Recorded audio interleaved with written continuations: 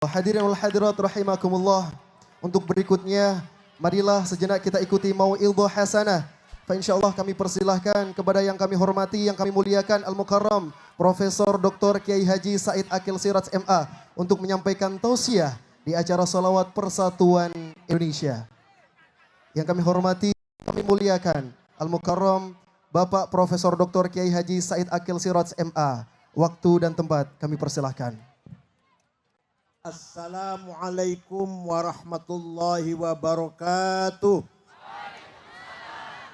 Bismillah. Alhamdulillah. Wassalatu wassalamu ala sayyidina Muhammad Rasulullah wa ala alihi wa sahbihi wa man tabi'a sunnatahu wa jama'atah min yaumina hada ila yaumin nahdah. أصحاب الفضيلة حضرات العلماء والمشايخ والأساتذة أصحاب المعاهد أصحاب الطرق الصوفية المعتبرة yang saya hormati Abdul Aziz Habibi wa Rahimi, yang terhormat Profesor Dr. Kiai Haji Mahfud MD, A'azzahullah bi'izzih wa akramahu bikaramih wa ayyadahu bita'yidih wa nasarahu binasrih. Yang saya hormati sahabat saya Bapak Ustadz Haritanu Sudibyo, Ketua Umum DPP Partai Perindo. Ayahandanya adalah Bapak Haji Ahmad Tanu Sudibyo, pendiri Persatuan Islam Tionghoa Indonesia, ayahnya. Pamannya adalah Kiai Solihin Salam yang banyak menulis tentang keislaman. Yang saya hormati Bapak Komjen Ana Iskandar, mantan Kepala BIN BNN, dan yang saya hormati Irjen Luki, mantan Kapolda Jawa Timur. Bapak-bapak, ibu-ibu sekalian yang berbahagia.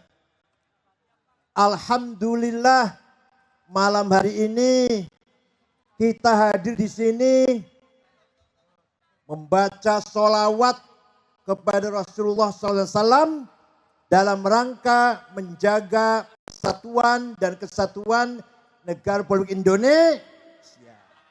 Insya Allah dengan sholawat ini kita termasuk min ahli syafa'ah, orang yang mendapat syafaat Rasulullah Sallallahu Alaihi Wasallam. Apalagi yang dibaca oleh Pak Mahfud tadi dari qasidah burdah yang bunyinya wal habibul ladzi turja syafa'atuhu likulli haulin minna min ahwali muqtahami. Dialah satu-satunya orang yang kita harapkan pertolongannya, kita harapkan syafaatnya ketika kita menghadapi segala masalah, persoalan, problem, kesulitan apapun. Nabi Muhammad akan memberikan pertolongan kepada kita semua. Percaya tidak? Percaya tidak? Nabi Muhammad mampu atau mempunyai kemampuan memberi syafaat kepada kita yang masih hidup ini. Percaya tidak? Alhamdulillah. Pak Mahfud MD, sahabat saya, orang Madura, Jawa Timur, yang sekarang masih menjabat sebagai Menko Polhukam, insya Allah akan memenangkan menjadi wakil presiden Indonesia pada tahun 2024. Kalau saya baca di kitab Fiqhus Siyasah karangan Imam Al-Mawardi, presiden dan wakil presiden itu syaratnya satu, ayyakuna aliman, harus berilmu, cerdas. Pak Mahfud pintar tidak? Cerdas tidak? Profesor doktor, ahli tata negara, ahli hukum tata negara. Dulu Gus Dur juga kagum kepada beliau dengan kepandaian beliau tentang hukum tata negara. Maka Gus Dur dulu mengangkat beliau sebagai Menteri Pertahanan ketika Gus Dur presiden. Nah, karena apa? Kebenaran harus berdasarkan ilmu pengetahuan. Allah berfirman dalam Al-Quran, waliya'lamal ladzina utul ilma annahul haqqu mir rabbik fayu'minu bihi bitalahu qulubuhum wa innallaha lahadil ladzina amanu ila siratim mustaqim. Kalau ente mau, ini Al-Quran ini, kalau ente mau benar, kalau kalian mau benar, mendapatkan kebenaran, harus berdasarkan ilmu pengetahuan.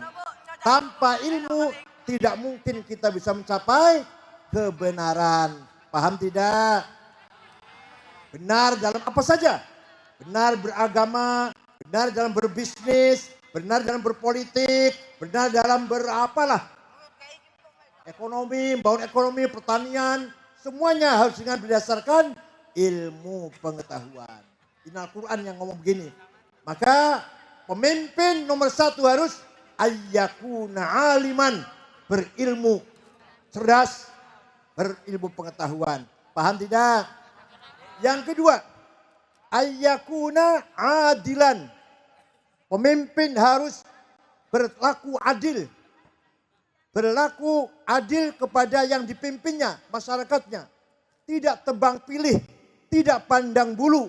Harus menegakkan keadilan. Kira-kira Pak Mahfud orang pemimpin yang adil tidak kira-kira? Pemimpin yang akan menegakkan keadilan tidak? Insya Allah. Kalau Pak Mahfud jadi wakil presiden, insya Allah akan memberantas korupsi. Akan menegakkan keadilan, melakukan perbaikan-perbaikan, perubahan-perubahan. Bahasa Arabnya namanya muslih, yang merubah, memperbaiki. Kalau dulu Nabi Muhammad sebagai orang soleh, semua orang senang. Orang kalau menghadapi orang soleh senang, orang baik. Tapi begitu menjadi orang yang muslih, dia sendiri baik dan ingin berbuat baik untuk yang lain, baru timbul pro kontra. Ada yang setuju, ada yang tidak setuju. Ada yang mendukung, ada yang menolak. Kalau sudah menjadi muslih. Kalau hanya sekedar orang itu baik, soleh, orang semua senang. Orang semua senang. Abu Jahal pun memberi panggilan pada Muhammad Al-Amin. Abu Jahal itu orang yang percaya. Dan begitu Nabi Muhammad melakukan islah, menjadi orang muslih yang ingin memperbaiki keadaan, muncullah pro kontra, yang mendukung dan yang menentang. Itu biasa, dan sangat biasa. Imam yang adil, pemimpin yang adil, nanti di akhirat akan bertempat di bawah naungan arasnya Allah. Nomor satu itu, ada 7 orang nanti di akhirat yang bernaung di bawah arasnya Allah. Nomor 1, imamun adil.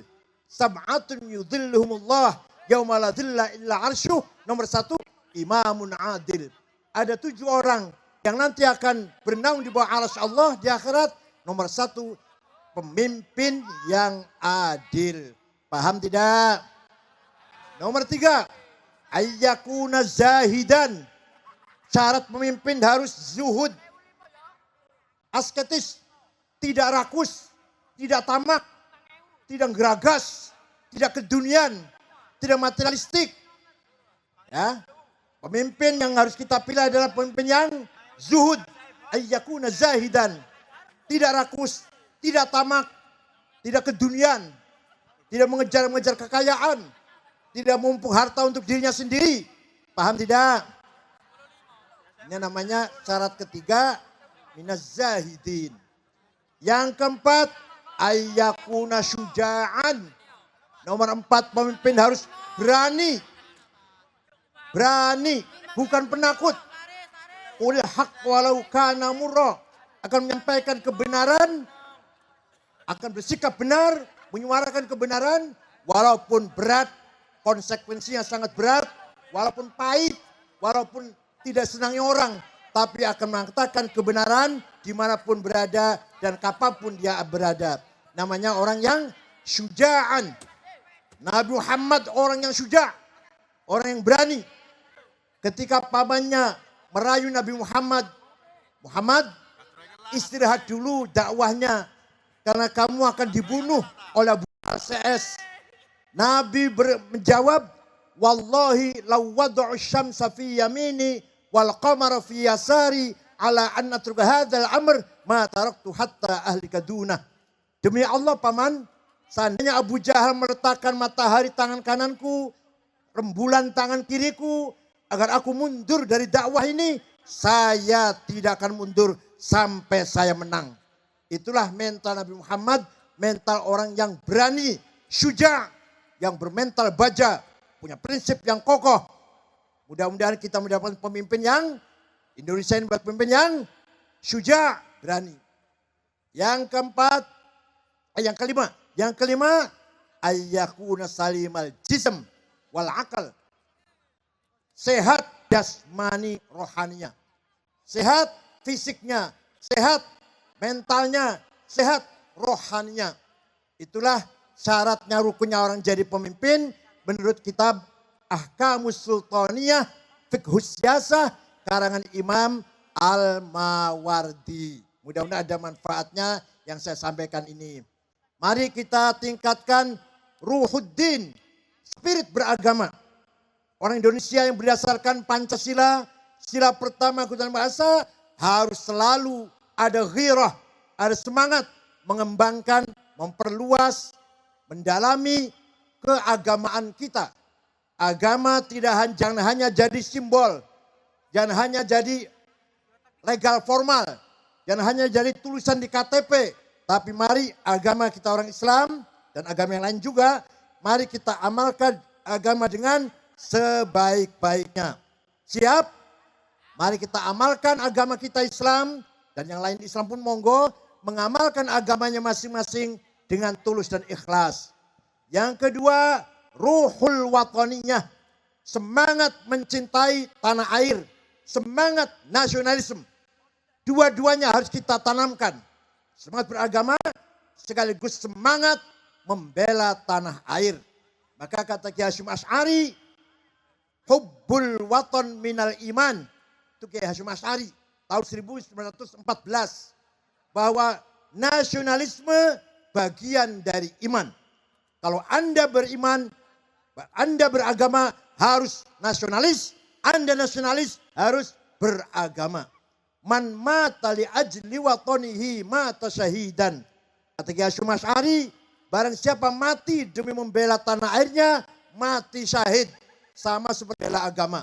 Oleh karena itu, membela tanah air, kata Kiai Hasyim Asy'ari, fardhu ain, wajib bagi setiap muslim. Tua, muda, kaya, melarat, miskin, semuanya, yang pintar, yang bodoh, wajib membela tanah air. Itulah Kiai Hasyim Asy'ari ke tahun 1914. Oleh karena itu di kita ini, Kiai Hasyim Asy'ari, pahlawan nasional juga ulama. Putra Kiai Wahid Hasyim, pahlawan nasional juga pejuang agama. Putranya lagi Gus Dur, juga nasionalis dan pejuang agama Islam. Begitu pula para kiai-kiai yang lain. Insya Allah ke depan mari kita perkuat nasionalis kita dan keagamaan kita. Mari kita tunjukkan umat Islam Indonesia, umat Islam yang nasionalis, demokratis, dan menjunjung tinggi akhlakul karimah, budaya, akhlak, moral sebagai bangsa Indonesia, bangsa berakhlak.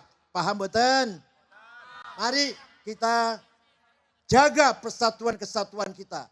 Al muslimu man salimahu min yadihi wa lisanihi. Orang Islam adalah orang yang temannya, tetangganya, masyarakatnya merasa aman, merasa tentram dengan adanya orang itu. Dengan orang Islam. Saya tinggal di Sidoarjo. Tetangga saya merasa aman. Ada saya di sini, berarti saya orang Islam. Kalau ada saya di sini, orang Sidoarjo ketakutan, gelisah, deg-degan. Ada saya di sini, berarti saya bukan orang Islam. Al-muslimu man salima akhuhu min yadi wa lisani. Saya kira itu saja.